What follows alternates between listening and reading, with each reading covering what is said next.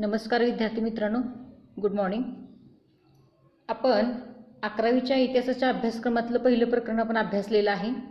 मानवी प्रगतीचा आढावा, मानवी प्रगतीचा विकास आपण पाहत असताना या ठिकाणी वेगवेगळ्या मानवी संस्कृती उदयास आलेल्या आपण पाहिलेल्या आहेत. शेतीचा शोध लागलेला आहे, चाकाचा शोध लागलेला आहे. त्याचबरोबर अनेक तंत्रज्ञानामध्ये प्रगती झालेली असल्यामुळे वेगवेगळ्या मानवी संस्कृती या ठिकाणी स्थिर स्वरूपाचं जीवन जगू लागलेले आहेत आणि या ठिकाणी मानवी वस्तीसुद्धा निर्माण झालेल्या तुम्हाला पाहायला मिळतील. थोडक्यात हे जे आपल्याला उत्खननानंतरचे अवशेष सापडलेले आहेत त्या अवशेषावरून आपल्याला त्या संस्कृतींचा अभ्यास करता येतो. आता आपलं जे प्रकरण दुसरं आहे त्या प्रकरण दुसऱ्यामध्ये आपण प्राचीन आणि मध्ययुगीन कालखंडांचा अभ्यास करत असताना प्राचीन कालखंडामध्ये भारतातील आद्य नगरे म्हणजे कोणकोणती नगरे, कोणकोणत्या मानवी संस्कृती अस्तित्वात आलेल्या होत्या हे आपण या ठिकाणी अभ्यासणार आहोत. आता या ठिकाणी आपले जे प्रकरण दुसरं आहे त्या दुसऱ्या प्रकरणाचं नाव आहे भारतातील आद्य नगरे. त्याच्यामध्ये आपल्याला कोणकोणते पॉईंट अभ्यासायचे आहेत तर 2.1 आहे हडप्पा संस्कृतीची वैशिष्ट्ये. त्याच्यानंतर 2.2 आहे नगरे आणि गाव वसाहती यांच्यातील परस्पर संबंध. त्याच्यानंतर 2.3 त्याच्यामध्ये आपण उत्पादन, व्यापार, व्यवस्थापन आणि शासन व्यवस्था यांचा अभ्यास करणार आहोत. आणि त्याच्यानंतर 2.4 हा जो आपला पॉईंट आहे, ही जी नगरं विकसित झाली होती या नगरांची या ठिकाणी रचना झालेली होती त्यांचा ऱ्हाससुद्धा झालेला आहे. म्हणजे 2.4 हा नगरांचा ऱ्हास, हे 4 पॉईंट आपण या प्रकरणामध्ये अभ्यासणार आहोत. 11वीच्या अभ्यासक्रमामध्ये प्राचीन आणि मध्ययुगीन या दोन्ही कालखंडाचा आपण अभ्यास करत असताना हडप्पा संस्कृती, तिचा विकास, तिची वैशिष्ट्ये, त्या संस्कृतीची वैशिष्ट्ये आणि झालेला ऱ्हास हे या ठिकाणी आपण अभ्यासणार आहोत आणि तीच भारतातील आद्य नगरे म्हटली जातात. पहिल्यांदा आपण हडप्पा संस्कृतीची वैशिष्ट्ये पाहूया. मुलांनो लक्षात घ्या की आपण आता सध्या 21व्या शतकामध्ये वावरत असलो तरी आपण जो आता अभ्यास करतोय तो प्राचीन कालखंडाचा करतोय. मग त्यावेळची सुद्धा परिस्थिती जर जाणून घेतली आपण तर त्यावेळचा मानवसुद्धा खूप प्रगत होता हे हडप्पा संस्कृतीच्या वैशिष्ट्यावरून तुमच्या लक्षात येणार आहे. आणि नो डॉक्युमेंट्स नो हिस्ट्री, किंवा काही पुरावे नसतील तर इतिहास नाही, लक्षात घ्या. आणि पूर्वी म्हणजे प्राचीन कालखंडामध्ये जरी लेखनाची कला अवगत नव्हती तरीसुद्धा आपल्याला अलिखित स्वरूपाची साधने उपलब्ध झालेली आहेत आणि त्याच जोरावरती या ठिकाणी आपण प्राचीन कालखंडातील वेगवेगळ्या संस्कृतींचा अभ्यास पाहत आहोत. मग आता या ठिकाणी म्हणजे हे तुम्हाला माहिती आहे की ऐतिहासिक पूर्व असा कालखंड होता की ज्या काळामध्ये मानवाला लिहिण्याची वाचण्याची कला अवगत नव्हती आणि हळूहळू मानवाची प्रगती झालेली आहे. आणि मग 14व्या शतकामध्ये मुद्रण कलेचा विकास झालेला आहे ते आपण पुढे पुढे पाहणार आहोत. पण आत्ता सध्या आपल्याकडे काय पुरावे आहेत तर आपल्याला उत्खननामध्ये काही अवशेष सापडलेले आहेत, त्याच्यावरून हे या ठिकाणी त्यांनी मांडलेलं आहे. आता नागरी हडप्पा संस्कृतीची बीजे आपल्याला कुठं बलुचिस्तानमधील मेहरगड, इथे स्क्रीनवरती बघा मी शेअर केलेला आहे. बलुचिस्तानमधील मेहरगड येथील हडप्पा पूर्व काळातील नवाश्मयुगीन संस्कृतीमध्ये सापडतात. म्हणजे आपण गेल्या पाठामध्ये पाहिलेलं आहे की राकलदास बॅनर्जी आणि दयाराम सहानी यांनी 1921 साली या ठिकाणी रेल्वे रूळ उत्खननासाठी म्हणजे किंवा रेल्वे रूळ तयार करण्यासाठी उत्खनन केले होते. त्यावेळेला त्यांना त्या ठिकाणी हे अवशेष सापडलेले आहेत आणि त्यावरून या ठिकाणी असं लक्षात येतं की पूर्वी हडप्पा, मोहनजोदडो या संस्कृती अस्तित्वात होत्या. आता यामध्ये पाहायला गेलं तर जॉन फ्रँक्वा जॅरिज आणि रिचर्ड मेडो हे जे पुरातत्वज्ञ होऊन गेलेले आहेत त्या पुरातत्वज्ञांनी मेहरगड येथे उत्खनन केलेले आहे. काय नाव त्यांचं? जॉन फ्रँक्वा जॅरिज आणि रिचर्ड मेडो. हे पुस्तकामध्ये तुम्ही जरा शब्द व्यवस्थित, नावं ती व्यवस्थित पहा. तिथे हडप्पा संस्कृतीच्या खुणा दर्शवणाऱ्या काही नवाश्मयुगीन अवशेष सापडलेले आहेत. म्हणजे हे सगळं कुठल्याही घटना घडण्यापाठीमागं कारणे असतात बाळांनो. किंवा एखादा व्यक्ती ज्या वेळेला विधान लिहित असतो किंवा विधान व्यक्त करत असतो त्यावेळेला त्याच्या पाठीमागे काहीतरी पार्श्वभूमी असते. तसंच ह्या संस्कृतींचा आपण अभ्यास करत असताना त्या संस्कृतीचे अवशेष आपल्याला सापडलेले आहेत आणि म्हणून त्या संस्कृतीला टोगाओ संस्कृती या नावानं ओळखले जातं.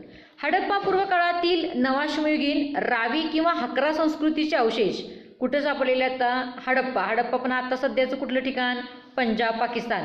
म्हणजे लक्षात घ्या काही थोडासा भाग आपला हा पाकिस्तानमध्ये गेलेला आहे. ज्यावेळेला भारत पाकिस्तान फाळणी झाली त्यावेळेला आपला बराचसाच ऐतिहासिक पार्श्वभूमीचा भाग हा पाकिस्तानमध्ये गेलेला आहे. मग हडप्पा, पंजाब, पाकिस्तान, कुणाल, बिराणा, फरमाणा म्हणजे आता सध्या हरियाणा इत्यादी स्थळांच्या ठिकाणी उत्खनन केले असता आपल्याला अवशेष सापडलेले आहेत. आता पुढे बघूया. वैदिक आर्यांचे आगमन. आता वैदिक आर्य किंवा आर्य कोण होते, आर्य कुठून आले, याबद्दल आपल्याला वेगवेगळ्या इतिहासकारांच्या मध्ये मतभिन्नता असलेली तुम्हाला पाहायला मिळेल. इतिहासामध्ये कधीही कोणतीही गोष्ट निश्चितपणे सांगता येत नाहीये, कारण प्रत्येकाचे मतप्रवाह वेगवेगळे असलेले तुम्हाला पाहायला मिळतील. आणि मग या ठिकाणी इसवी सन पूर्व आपण इ स पू बघतोय, लक्षात घ्या. अजून आपण इसवी सन पूर्वमध्ये आहोत, अजून इसवी सनमध्ये आलेलो नाही. म्हणजे हा प्राचीन कालखंड आपण अभ्यासत आहोत. आणि इसवी सन पूर्व कालखंड अभ्यासत असताना एक प्रभावी मतप्रवाह त्या 1500च्या सुमारास असा होता की वैदिक आर्यांचं आगमन झालेलं आहे. परंतु त्याआधीच्या काळाबद्दल कोणतीच माहिती पुढे आलेली नव्हती. आता ज्या काळामध्ये काही आपल्याला जर पुरावे उपलब्ध झाले नसतील तर त्याची काही माहिती उपलब्ध झालेली नाही. त्यामुळे पुढे काय झालेलं आहे की आत्ताच्या म्हणजे अलीकडच्या 19व्या शतकामध्ये 1921मध्ये हडप्पा आणि 1922मध्ये मोहनजोदडो येथे उत्खनन सुरू होईपर्यंत या ठिकाणी इसवी सन पूर्व 1500च्या आधीचा भारताचा इतिहास सांगता येत नव्हता, कारण त्याचे आपल्याला कोणते अवशेष सापडलेले नाहीत. त्याचबरोबर त्या काळात भारतीय उपखंडात अफगाणिस्तानपासून महाराष्ट्रापर्यंत आणि मकरांच्या किनाऱ्यापासून हरियाणापर्यंत 15 लाख चौरस किलोमीटरच्या प्रदेशात, किती सांगितलं मी, 15 लाख चौरस किलोमीटरच्या प्रदेशात तुम्हाला विकसित आणि समृद्ध अशी नागरी हडप्पा संस्कृती नांदत असल्याचे तुम्हाला या पुराव्यांच्या आधारे पाहायला मिळेल. आलं लक्षात.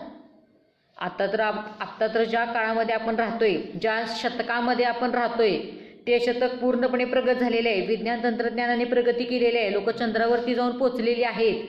एवढा विकास झालेला आहे, एवढं तंत्रज्ञान पुढे गेलेलं आहे.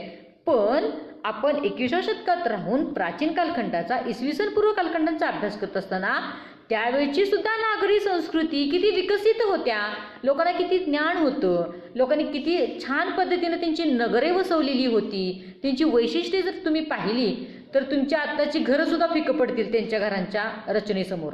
इतकी छान त्यांनी रचना केलेली होती आणि तीच आपण या ठिकाणी अभ्यासणार आहे. आणि म्हणून ही अशी समृद्ध नागरी हडप्पा संस्कृती त्या काळामध्ये नांदत होती. ही संस्कृती कांस्ययुगीन होती, म्हणजे कांस्य धातूचा वापर केला जात होता.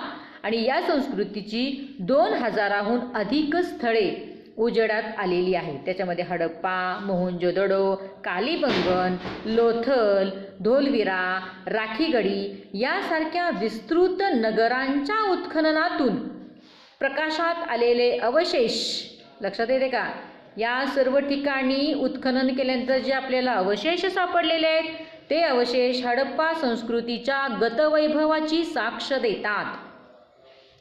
गतवैभव म्हणजे पूर्वीचं एवढं छान इसवी सन पूर्व कालखंडामध्ये वैभव होतं, मग त्याला काहीतरी पुरावे पाहिजेत आणि तसे अवशेष आपल्याला सापडलेत की जे अवशेष हडप्पा संस्कृतीच्या गतवैभवाची साक्ष देतात.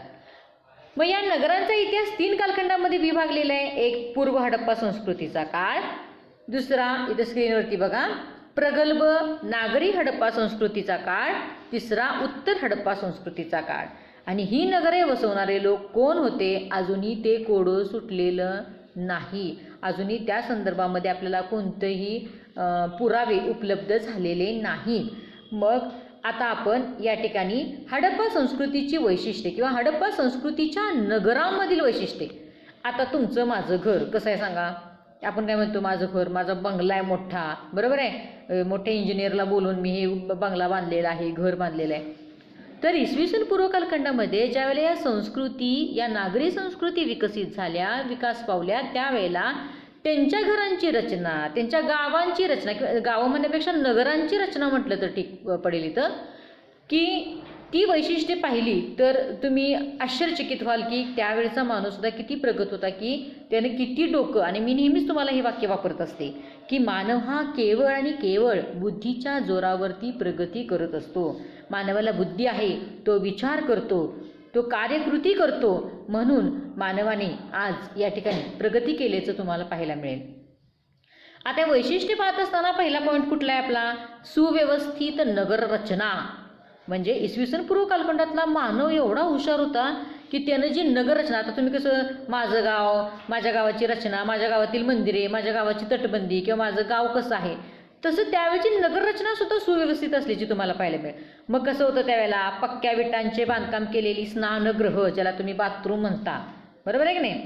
पक्क्या विटांचे बांधकाम केलेले स्नानगृह होते, स्वच्छतागृह, विहिरी यासारख्या सोयींनी युक्त विशाल घरे, धान्याची कोठारे, म्हणजे धान्य साठवण्यासाठी त्या पूर्वीच्या काळामध्ये कोठारे असायची, धान्याची कोठारे, सार्वजनिक स्वरूपाच्या भव्य इमारती, विटकाम करताना वापरलेली इंग्लिश बॉन्ड पद्धती. इंग्लिश बॉन्ड पद्धत म्हणजे कशी की 2 उभ्या आणि 2 आडव्या विटा रचायच्या, 2 उभ्या आणि 2 आडव्या विटा रचून केलेले बांधकाम.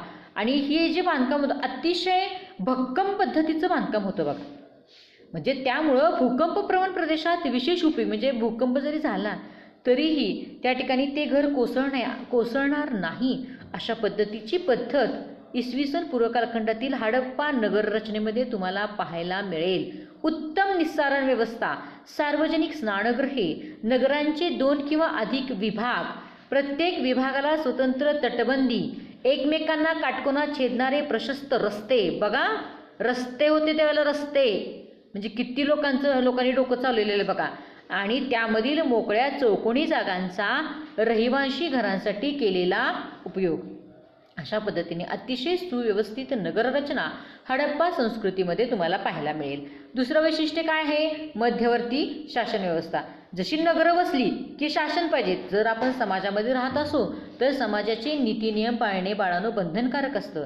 समाजामध्ये जास्त गुन्हेगारी वृत्ती वाढू नये, समाजामध्ये भांडण तंटा होऊ नये यासाठी काही नियम लोकांसाठी घालून दिलेले असतात. ही लोकशाही आत्ताची सध्या. पण इसवी सन पूर्व कालखंड आपण बघतोय की इसवी सन पूर्व कालखंडामध्ये सुद्धा मानवाने किती छान पद्धतीने रचना केलेली आहे, मांडणी केलेली आहे, छान पद्धतीनं म्हणजे राहणीमान त्यांचं चांगल्या पद्धतीचं आहे, शासन व्यवस्था चांगल्या पद्धतीची आहेत. आणि म्हणून हा प्रगत मानव तुम्हाला त्यावेळेचाच पाहायला मिळेल. पाणी आणि इतर साधन संपत्तीचे स्रोत तसेच व्यापार इत्यादींचे नियंत्रण बघा. त्याच्यानंतर या ठिकाणी 8च्या पटीत वाढत जाणारी वजने म्हणजे अष्टमान पद्धत. म्हणजे शेवटी देवाणघेवाण करण्यासाठी आपण कसं करतो की आपण पैसे देतो आणि दुकानदाराकडं माल घेतो, अशा पद्धतीची सुद्धा सोय त्यावेळेला होती. ठराविक घाटाची आणि सजावटीची मातीची भांडी बघा. आता पूर्वी मातीचीच भांडी होती ना, त्या ॲल्युमिनियम वगैरे सारखं आपल्यासारखं नव्हतं. तर मातीची भांडी अतिशय सुरेख आणि सजावट केलेली त्यांनी तयार केलेली होती. आणि तुम्हाला माहितीच आहे मातीची भांडी अन्न शिजवण्यासाठी, अन्न वाढून घेण्यासाठी केली जायची. प्रशासकीय कामासाठी अनिवासी स्वरूपाच्या स्वतंत्र आणि भव्य इमारती बघा. जसं आपलं तहसीलदार कार्यालय आहे, पंचायत समिती कार्यालय, अशी जी शासकीय कामकाजासाठी ज्या इमारती बांधल्या गेलेल्या आहेत की नाही, तशा सुद्धा प्रशासकीय इमारती तुम्हाला हडप्पा संस्कृतीतील नगर रचनेमध्ये पाहायला मिळतील. अशा पद्धतीच्या स्वतंत्र भव्य इमारती होत्या. तिसरा पॉईंट आपण बघूया, समाज व्यवस्था. आता नेहमीच की आपण समाजामध्ये राहतो, आपण समाजाचे एक घटक आहोत, बरोबर आहे की नाही. समाजाचा आपण काहीतरी देणं असतो किंवा समाजामध्ये राहत असताना आपल्याला अनेक नीतिनियमांचं पालन करावं लागतं, नाहीतर लोक आपल्याला वाळीत टाकतात बघा. आणि म्हणून समाजव्यवस्था सुद्धा कशी होती तर प्रत्येकाला एक अधिकार पद दिलेलं असतं, बरोबर. जसं गावामध्ये तुमच्या सरपंच असतो, उपसरपंच असतो, तलाठी असतो, ग्रामसेवक असतो, पुढारी असतो. प्रत्येकाला कामं अशा पद्धतीने दिले, बाबा सरपंचाचं काय आहे काम, काय आहे ग्रामसेवक. तसं समाज व्यवस्था जर आपल्याला व्यवस्थितपणे टिकून ठेवायची असेल तर अधिकारदर्शक सामाजिक उतरंड असते, विशेष कौशल्य प्राप्त असलेले कारागीर, त्याचबरोबर कुशल व्यक्तींचे व्यावसायिक वर्ग, श्रद्धा प्रणाली आणि त्यांच्याशी निगडीत असलेल्या वस्तू आणि वास्तू बघा. वस्तू आणि वास्तू, वस्तू म्हणजे वस्तू आणि वास्तू म्हणजे इमारत. त्याचबरोबर दफनस्थळे म्हणजे मृत्यूनंतर सुद्धा की एखादा मानव जर मृत्युमुखी पडला तर त्याला या ठिकाणी त्यावेळेला गाडलं जायचं किंवा दफन केलं जायचं, तर त्यावेळेला दहन केलं जायचं नाही. दफनस्थळे म्हणजे मृत्यूनंतरच्या विधींचा पुरावा, मग विधी कसा करायचा अशा पद्धतीचे समाज व्यवस्थेमध्ये असणारे अधिकारी वर्ग त्यांनी तयार केलेले होते. आर्थिक व्यवस्थेमध्ये जर पाहायला गेलं तर व्यापारासाठी उपयुक्त वस्तूंचे मोठ्या प्रमाणावर उत्पादन. आता मानव शेती करू लागला, पशुपालन करू लागला, सुबक मातीची भांडी बनवू लागला. सोने, चांदी, तांबे आणि कांस्य या धातूंच्या वस्तू, सौंदर्यपूर्ण मणी, मूर्ती इत्यादी उत्पादनाच्या सोयीसाठी कारागीर तयार झाले. कारागिरांच्यापासून कारखाने, मग कारागिरांचे कारखाने आणि कारागीर यांच्या वस्तीचा स्वतंत्र विभाग तयार करण्यात आला. आणि त्यामुळे काय झालं माहिती आहे का, आता उत्पादन वाढलं, बरोबर आहे. मग माल तयार झाला, मग मालासाठी बाजारपेठ पाहिजे किंवा मालाची आपल्याला निर्यात केली पाहिजे. म्हणून अंतर्गत आणि दूरवरच्या प्रदेशांशी असणारा भरभराटीचा व्यापार वाढला आणि शासकीय यंत्रणेद्वारे व्यापारावरती नियंत्रण ठेवलं गेलं. आणि पाचवं जे आपलं वैशिष्ट्य आहे, विकसित लेखन कला. म्हणजे मुद्रा असायच्या, त्या मुद्रांवरती आढळणारी लिपी, यातून आपल्याला लक्षात येतं की त्यावेळची लेखनकलासुद्धा विकसित होती. आता पुढे आपण हडप्पा संस्कृतीची काही नगरे याचा आपण या ठिकाणी अभ्यास करणार आहोत. त्याच्यामध्ये मी थोडंसं शिकवते आणि थांबते. बघा, हडप्पा संस्कृती अजून काही नगरे बघा. हडप्पा पाकिस्तानच्या पंजाब प्रांतातील साहिवाल जिल्ह्यात रावी नदीच्या काठावर हडप्पा हे स्थळ अस्तित्वात होते. हडप्पा नगरीचे प्राचीन अवशेष 150 हेक्टरवर पसरलेले होते. हडप्पाचे विस्तृत उत्खनन मी तुम्हाला गेल्या तासाला आता पण सांगितलं, इसवी सन 1921 मध्ये सुरू झाले. त्यानंतर तिथे पुन्हा उत्खनन केली गेली. त्या उत्खननापैकी भारतीय पुरातत्व खात्याचे सरसंचालक सर मार्टिमर व्हीलर, हे आहे बघा स्क्रीनवरती, सरसंचालक कोण, भारतीय पुरातत्व खात्याचे सरसंचालक सर मार्टिमर व्हीलर यांनी 1946 मध्ये स्तरशास्त्राच्या आधारे, स्तर म्हणजे स्टेप बाय स्टेप, आता एक स्टेप नंतर त्या स्टेप, अशा स्तरशास्त्र एक शास्त्र असतं बरं का संशोधनासाठी सुद्धा. तर स्तरशास्त्राच्या आधारे केलेले उत्खनन महत्त्वाचे आहे. आणि या उत्खननाद्वारे त्यांनी हडप्पा येथील बालेकिल्ल्याभोवतीची तटबंदी शोधली. म्हणजे त्यावेळच्या लोकांनी बालेकिल्ला म्हणजे कसं असतं, आपल्या गावाचं संरक्षण करण्यासाठी किंवा एखादा वन्य पशु आपल्या वस्तीमध्ये शिरू नये किंवा कोणती आपत्ती येऊ नये यासाठी आपल्या गावाच्या आजूबाजूला अशी भव्य अशी तटबंदी त्या हडप्पा संस्कृतीतील लोकांनी बांधलेली तुम्हाला पाहायला मिळेल. हडप्पा येथे पूर्व हडप्पा संस्कृतीची पहिली गाव वसाहत इसवी सन पूर्व 3300च्या सुमारास झाली. इसवी सन पूर्व 2600च्या सुमाराचा हा काळ तेथील नागरी हडप्पा संस्कृतीचा उदयाचा काळ मानला जातो. आणि इसवी सन पूर्व 2450 ते 1900 या काळामध्ये नागरी हडप्पा संस्कृती नांदत होती. आणि इसवी सन पूर्व 1900च्या सुमारास, आता इसवी सन पूर्वमध्ये आपण मागे येत असतो, बरोबर आहे की नाही. मग इसवी सन पूर्व 1900च्या सुमारास काही अंतर्गत बदल घडून येताना दिसतात आणि उत्तर हडप्पा संस्कृतीचा काळ सुरू होतो. आणि अशा या ठिकाणी या काळामध्ये तुम्हाला नागरी हडप्पा संस्कृतीचा पुढे ऱ्हास होत गेलेला सुद्धा पाहायचा आहे. आणि सुरुवातीच्या उत्खननांच्या आधारे हडप्पा नगराचे विभाजन बालेकिल्ला आणि नागरवस्ती अशा 2 विभागामध्ये झालेले दिसत होते. परंतु अलीकडे जे उत्खनन केले की नाही, त्या उत्खननामध्ये एकूण 4 विभाग होते. बालेकिल्ला आणि नागरी वसाहत या विभागाखेरीज तिथं काय होतं, नगराच्या आग्नेयेस काय होतं, कारागिरांची घरे आणि कारखाने. जसं आता एखादा कारखाना असतो ना, मग त्या कारखान्यामध्ये काम करणारे कारागीर असतात, त्यांना राहण्यासाठी क्वार्टर्स किंवा खोल्या असतात. तशा पद्धतीनं कारागिरांची घरे व कारखाने होते. बालेकिल्ल्याच्या उत्तरेस असलेल्या विभागात धान्याचे कोठार, की ज्या ठिकाणी सार्वजनिक ठिकाणी त्या ठिकाणी